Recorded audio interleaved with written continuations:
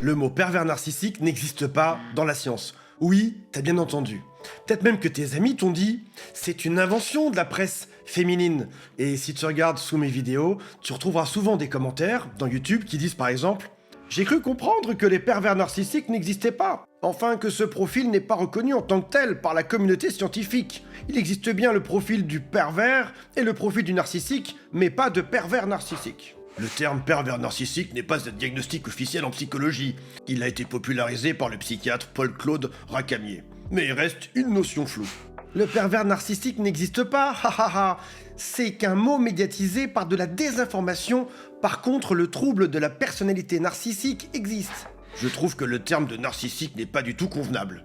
Le contenu est intéressant, mais les mots ont une grande importance. Le narcissisme sain existe et, heureusement, il serait préférable de mettre hyper narcissique. Pervers narcissique qui différencierait le narcissisme pathologique. Et là donc, bienvenue dans ce qui s'appelle une double peine. Non seulement t'as souffert, mais en plus t'as souffert de quelque chose qui n'existe pas. Mon ex était pervers narcissique, regarde-le. Non, ça c'est juste un mec qui danse, parce que les pervers narcissiques, ça n'existe pas. Puisque je te dis que j'ai souffert. Alors si on vérifie, en effet, c'est vrai, il y a un souci quelque part. Dans le DSM, qui est la Bible internationale du diagnostic psychiatrique, ça ne reconnaît pas le pervers narcissique. Mais il y a aussi l'équivalent de l'OMS en Europe, la CIM, qui ne le reconnaît pas non plus. Aucune université psychiatrique au monde, en dehors de la France, n'enseigne ce concept. Et la femme qui a inventé l'expression « pervers narcissique » dans sa version moderne, qui est Marie-France Irigoyen, regrette aujourd'hui son succès. Elle dit que les gens utilisent ce mot pour désigner toutes sortes de personnes, alors que cette pathologie est en réalité, je cite, « beaucoup plus rare qu'on ne le pense ». Le pervers narcissique tel qu'on en parle serait juste une invention française, et pourtant, ce que toi t'as vécu avec ton père, ton mec, ta femme, ou encore un ami, c'est réel. Ta souffrance est réelle. La manipulation était réelle. La destruction est réelle. Alors donc, comment est-ce que ces deux choses peuvent être vraies simultanément? Comment est-ce que ça peut ne pas exister d'un côté, et d'un autre côté, pourtant, tu as souffert? Et c'est exactement la question qu'on va creuser aujourd'hui, parce que si tu comprends ça, tu vas peut-être comprendre pourquoi est-ce qu'arriver devant un psy en France, t'as eu du mal à expliquer ce qui t'est arrivé. Peut-être même aussi devant tes amis. Parce qu'on t'a dit, eh ben écoute, mon chéri, ma chérie, ça n'existe pas. Mais commençons notre histoire par l'acte 1 qui a eu lieu en 1914. Freud publie un livre qui s'appelle « Pour introduire le narcissisme ». Donc ce concept est bel et bien européen au tout début. Puis Heinz Cohut, dans les années 60-70, introduit ce qui s'appelle le trouble narcissique. Donc bien longtemps après. Et là, on est déjà passé de l'autre côté de l'Atlantique. Puis Otto Kernberg, qui est psychanalyste installé à New York dans les années 70, introduit le terme de personnalité narcissique. Donc, ça signifie qu'il y a une base qui a été créée en Europe, puis qui s'est installée solidement en Amérique. S'est installé tellement solidement que dans les années 80, dans le livre de référence américain, le DSM-3 à l'époque, s'est intégré pour la première fois dedans officiellement. Et on va parler de NPD, Narcissistic Personality Disorder, NPD, ce qui pourrait se traduire en français quand vous l'entendez de temps en temps par TPN, trouble de la personnalité narcissique. Remarquez bien qu'on ne parle pas de pervers narcissique, mais qu'on parle d'un trouble de la personnalité narcissique. C'est encore présent aujourd'hui dans le DSM-5, la dernière version officielle, et c'est utilisé de manière internationale partout dans le monde, y compris en France. Et c'est là qu'on va voir apparaître le premier souci. Voici les 9 critères officiels de la dernière version du DSM. Pour être diagnostiqué comme étant NPD, ou alors en français TPN, il faut au moins 5 des points sur 9 et surtout que ça cause des problèmes socialement. Tout premier point, un sens grandiose de sa propre importance. Ensuite, des fantasmes de succès illimités. Puis, numéro 3, la croyance d'être spécial, unique, un besoin excessif d'admiration, le sentiment que tout lui est dû, même s'il ne fait rien, le fait d'exploiter les autres, un manque d'empathie, l'envie et la conviction d'être envié, et surtout un comportement arrogant. Mais tu dois voir quelque chose qui manque là-dedans. On ne parle pas du mot pervers, on ne parle pas du mot manipulateur, il n'y a même pas le mot intentionnel, et encore moins le mot sadique. Et donc le diagnostic de trouble de la personnalité narcissique ne dit pas que cette personne agit volontairement pour faire mal, elle dit juste qu'elle a un fonctionnement centré sur elle-même qui va résulter finalement par hasard à faire des blessures aux autres autour d'elle. Et c'est exactement à ce moment-là que la France a fait un choix très particulier, qui n'a jamais existé dans un autre domaine au monde. La France va inventer sa version en parallèle. Alors pendant que les Américains intègrent le NPD dans leur livre en 1980, la France fait quelque chose d'unique au monde. Elle invente sa propre version en parallèle sans utiliser le manuel américain qui s'appelle le DSM. On va revenir dans le temps en 1986 et un psychanalyste français qui s'appelle Paul-Claude Racamier publie un article dans la Revue française de la psychanalyse et il parle de quelque chose qui a un nom bien particulier, il parle de mouvement pervers narcissique, au pluriel. Parce que selon lui, ce n'est pas une catégorie de personnes, c'est un processus relationnel qui peuvent se produire dans une famille ou dans un groupe. Nous sommes plusieurs à table à midi, il peut y avoir un mouvement de perversion narcissique dans les discussions ou dans les comportements. Parce qu'il trouve que tout ce qui vient de l'Amérique, c'est sale, il va s'inspirer, lui, de quelque chose de plus ancien, il va s'inspirer de la tradition lacanienne. Et il l'invente donc comme un concept français spécifique, unique. Regardez ce que j'ai trouvé, les mouvements de pervers narcissiques. Tu suis? Ça veut dire que Racamier ne dit pas « il existe des pervers narcissiques », il dit « il existe des moments pervers narcissiques », des situations perverses narcissiques. C'est très différent. Et 12 ans plus tard, débarque Marie-France Irigoyen, la psychanalyste, qui publie un livre qui va tout changer. Elle sort Le harcèlement moral, la violence perverse au quotidien. C'est un livre qui devient un phénomène, qui est vendu à des centaines de milliers d'exemplaires, traduit dans plein de langues. Et surtout, il transforme le concept de Racamier. Ce n'est plus les mouvements de pervers narcissiques, ça devient le pervers narcissique. Il y a donc un immense glissement du concept. Avant, c'était un processus, une situation, un ressenti. Maintenant, c'est une personne qu'on peut nommer et qu'on peut montrer du doigt. Cette personne est un pervers narcissique. À partir de là, le concept échappe complètement à ses créateurs. Les magazines féminins en parlent et font des dossiers dessus.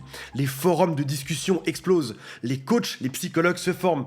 Les avocats forment même les nouveaux avocats dans leur cabinet en leur expliquant comment utiliser le concept de la perversion narcissique face à un tribunal. Et voici ce qui va te surprendre, c'est que Marie-France Irigoyen aujourd'hui s'inquiète. Elle dit que la perversion narcissique est devenue un sac dans lequel on peut tout jeter. Ton ex a été décevant, c'est un pervers narcissique. Ton boss est désagréable, c'est un pervers narcissique. Il est arrivé au restaurant en retard hier soir, c'est donc un pervers narcissique. Donc on a déjà un premier point, ce mot que tu as appris comme étant une catégorie scientifique, en fait c'est un mot français qui, il y a 30 ans, a été inventé par un psychanalyste pour décrire un processus et qui a été transformé en une catégorie de personnes par une psychiatre. Et aujourd'hui, il est désavoué par sa propre créatrice. Alors si tu trouves tout ça bizarre, sache que ce sera encore plus bizarre dans quelques secondes, parce qu'il y a le DSM, ce livre de référence des psychologues et des psychiatres américains, mais on a aussi un livre qui a été créé par l'OMS qui s'appelle le CIM.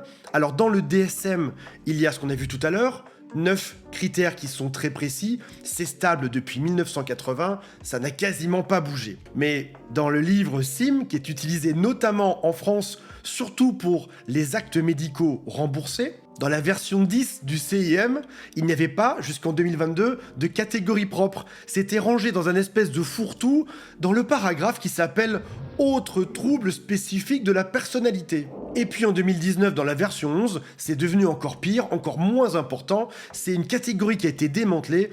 Aujourd'hui, c'est plus un trait de caractère qu'un vrai diagnostic. Ce qui signifie donc que là, tu commences à être mal, il y a 2 classifications internationales qui ne sont même pas d'accord entre elles, et en plus, il y a un 3e mot là-dedans, pervers narcissique, qui n'existe ni dans le DSM, ni dans le CIM. Et c'est ce qui explique que quand tu arrives devant un psychologue ou un psychiatre, et que tu parles de perversion narcissique, selon leur école, selon leur livre de référence, selon leur formation, selon leur façon de penser, tu auras probablement des tonnes de réponses différentes. Et toi, là-dedans, tu te sens seul, victime d'un abus, et en plus, face à des gens qui se bagarrent sur la nomenclature de ce nom. Alors heureusement, ce que tu as vécu porte un nom. Et c'est ce qu'on va voir ensemble. Donc lorsque tu auras un copain qui te dit ça n'existe pas, je vais te dire exactement ce que tu peux lui raconter par la suite. Tout d'abord, la science reconnaît quand même deux choses. La toute première, c'est le trouble de la personnalité narcissique, TPN ou NPD, existe et on voit qu'il y a 9 critères qui sont précis. Donc ça existe. Mais dans ces critères-là, il n'y a pas d'intentionnalité. Et c'est ça qui change tout. Ce qui signifie donc que juste sur cette classification, lorsque la personne te blesse, elle ne le fait pas de manière intentionnelle. Et là, la nuance, elle est énorme. Parce qu'il existe aussi quelque chose qui ressemble plus à notre fameux mot pervers narcissique, qui est le narcissisme malin, qui a été créé par Otto Kernberg en 84, le malignant narcissisme, qui montre 3 traits. Donc il faut additionner TPN plus 2 autres choses.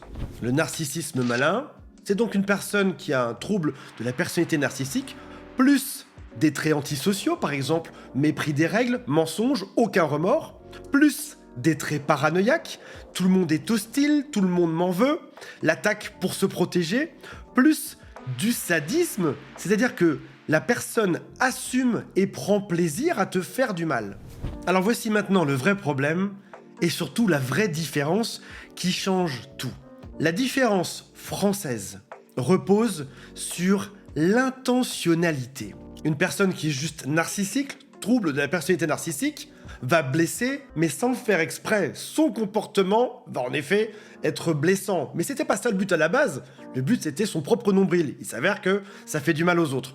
Donc, un narcissique n'est pas intentionnel dans le fait de faire du mal, là où un pervers narcissique blesse en faisant exprès de blesser. Il y prend même du plaisir.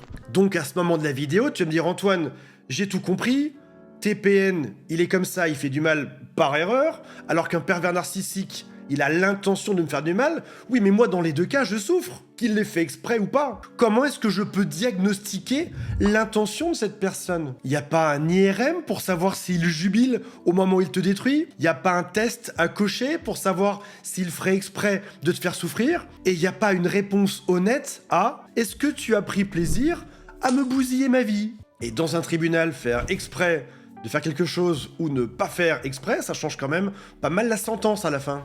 Le juge ne mettra pas la même sentence à « il l'a tué en planifiant ce meurtre pendant 10 ans, puis il l'a fait », versus « bah voilà, il s'est passé que c'est arrivé comme ça, il a pas fait gaffe ». Donc malheureusement, l'intentionnalité, la limite, elle est très fine, elle est poreuse, tu saurais même pas précisément où mettre le curseur. Il voyait quand même bien que je souffrais, bah oui, c'était peut-être intentionnel, ou peut-être pas, j'en sais rien. Mais il y a une chose que toi tu sais, de manière sûre et certaine. Ce que tu sais, c'est que tu as souffert. Ce que tu sais, c'est que tu as été manipulé. Ce que tu sais, c'est que tu as été détruit par cette personne. Et l'intention, ça restera toujours un mystère.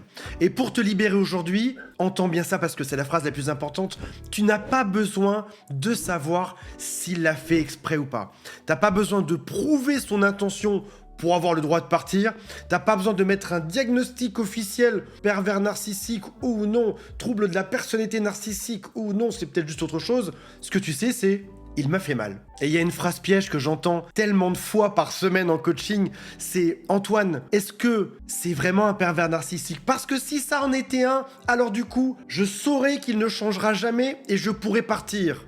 Et quand je leur pose la question de « est-ce que tu as souffert ? Est-ce que tu souffres ?» Oui, bien évidemment. Mais j'ai bien retenu Antoine que si c'est un pervers narcissique, il ne changera jamais. Cette phrase donc « est-ce que c'est un pervers narcissique ?» c'est un piège parce que le diagnostic est impossible à poser. Il faudrait que cette personne arrive dans un cabinet de psychologie et en plus en France, c'est à peine reconnu comme tu l'as bien compris. Donc personne sur Terre ne pourrait diagnostiquer une personne comme étant perverse narcissique. Donc la probabilité que quelqu'un puisse diagnostiquer ton ex serait extrêmement faible. Aucun pro sur Terre ne te dira à 100% c'est sûr que c'est un pervers narcissique et toi tu tournes en boucle à te poser la question, à être bloqué par un diagnostic qui n'arrivera jamais. Alors, on pourrait me dire, oui mais Antoine, du coup, ce mot ne sert à rien de perversion narcissique, il faut le gommer complètement. Non, on va le garder parce qu'il est super important. La perversion narcissique, c'est un mot qui vient résumer ton expérience. Tu as été manipulé de manière systématique.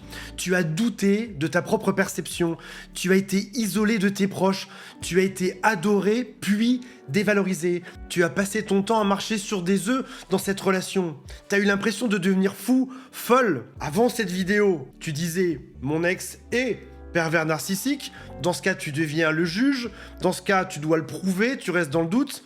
Après, une fois que tu as compris cette vidéo, tu peux dire « j'ai vécu une relation narcissique ». Et ça change tout. Tu es le témoin de la violence de ce que tu as vécu. Et la personne sur Terre ne pourra te contredire. Si jamais vous avez un ami qui pourrait être intéressé par cette vidéo, transmettez-lui. Plutôt que ce qu'il perde 4 ans en consultant des psychologues, en ne comprenant pas pourquoi est-ce qu'on lui dit que la perversion narcissique, ça n'existe pas, qu'il faut dire à la place TPN, ou encore qu'il faut dire NPD, ou tout simplement que ce n'est pas reconnu et que ce qu'il a vécu était complètement autre chose que ce qu'il pense. Pour ne pas que votre ami devienne fou, pour qu'il comprenne ce qui se passe, transmettez-lui cette vidéo. Voilà mes amis, j'espère que ça vous a intéressé. On se retrouve prochainement. Salut à tous. Bye, je vous aime.